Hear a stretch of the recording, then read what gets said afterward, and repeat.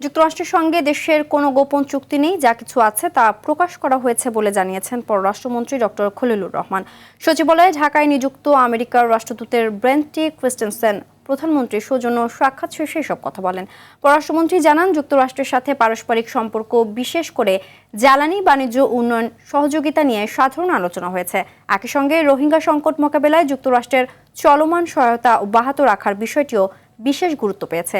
এদিকে স্থানীয় সরকার মন্ত্রী মির্জা ফখরুল ইসলামের সাথে সাক্ষাৎ করেন ফ্রান্সের রাষ্ট্রদূত জিয়া-মার্ক শার্লে।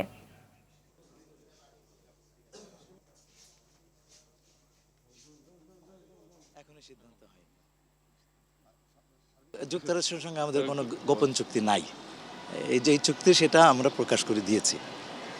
২ নম্বর কথা হচ্ছে যে কেউ কেউ বলছেন যে এই চুক্তির কারণে আমাদেরকে আমেরিকার কাছে পারমিশন চাইতে হচ্ছে।